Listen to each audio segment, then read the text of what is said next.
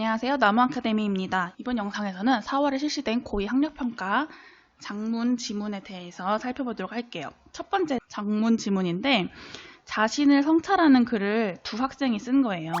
따라서 이 글의 성격은 성찰적이겠고 뭘 성찰했는지 그리고 경험을 바탕으로 한 거니까 어떤 경험을 했는지를 보면 되겠죠. 첫 번째 학생이 쓴 글을 보면은 달리기라는 일상의 경험을 바탕으로 글을 쓴 거예요. 처음 달리기 했을 때는 너무 힘들었다.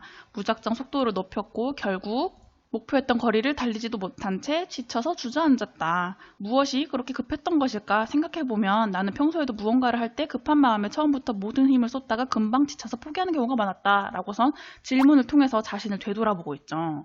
공부할 때도 마찬가지였다라고 그 자기가 되돌아본 내용을 학습 태도에도 적용시키고 있어요. 공부뿐만 아니라 어떤 일을 끝까지 마무리하기 위해서는 계획을 세우고 나에게 맞는 속도를 찾아 꾸준히 해나가야겠다는 생각을 하였다라고서 경험을 통한 깨달음을 제시하고 있습니다. 두 번째 글을 보면은 이 두 번째 글도 마찬가지로 달리기라는 경험을 소재로 하고 있어요. 나는 어떤 일이든 혼자 힘으로 해내야 한다는 생각을 하고 있었다. 따라서 달리기도 혼자 모든 것을 감당해야 하는 외로운 싸움이라는 생각을 하며 달리기 시작하였다. 호흡이 가빠지고 다리가 무거워져서 잠시 멈춰있을 때 한 무리의 사람들을 만났다. 그 사람들은 힘들면 함께 달리자고 했고 서로 발맞추어 달리다 보니 힘듦은 어느새 사라지고 즐거움만 남았다. 바로 이 사람들이 나의 깨달음에 영향을 준 사람들이겠죠. 이 사람들의 말을 통해서 힘듦에서 즐거움으로 감정이 변화했어요. 그동안 누군가를 의지하지 않고 어떤 일을 해야만 성취감을 느낄 수 있다고 생각했었는데 서로를 의지하며 함께 했을 때 더 큰 성취감을 느낄 수 있다는 것을 깨달았다라고 이제 경험을 통한 깨달음을 제시하고 있는데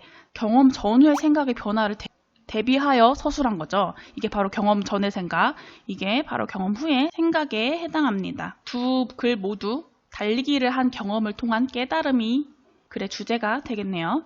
그럼 문제를 풀어보도록 할게요. 장문 문제에서 꼭 출제되는 고쳐쓰기 문제예요. 8번을 볼게요. 기억에서 미음을 고쳐 쓴 것으로 적절하지 않은 것은 기억, 맞춤법이 어긋남으로 기르기로 수정한다. 그래서 길르기라고 하면 안 되죠. 1번은 적절합니다. 2번, 피동 표현이 잘못 사용되었으므로 높였고로 수정한다. 무작정 속도를 높였고 이렇게 피동 표현을 사용하는 게 아니라 사동 표현을 사용해야 되기 때문에 높였, 혀이 아니라 엿으로 써야 됩니다. 디귿, 문장 성분의 호응을 고려하여 경우가 많았다로 수정한다. 이 문장을 보면 생각해보면 나는 평소에도 뭐뭐 하는 경우이다. 이상하죠. 경우가 있었다 또는 많았다 이렇게 바꾸는 것이 적절하겠네요. 리을, 어휘의 사용이 어색함으로 감당으로 수정한다. 리을 보면은 달리기는 혼자서 모든 것을 감안해야 하는 외로운 싸움이라는 생각을 하며 감안이라는 뜻은 참고하여 생각하는 거예요. 그래서 뭐 사정을 감안하다라고 쓸 수 있어요. 감당은 이를 맡아서 능히 당해냄, 능히 견디어 이겨냄 이란 뜻이에요. 따라서 감당으로 수정하는 게 더 적절하겠죠. 미음, 필요한 문장 성분이 빠졌으므로 나를 추가한다.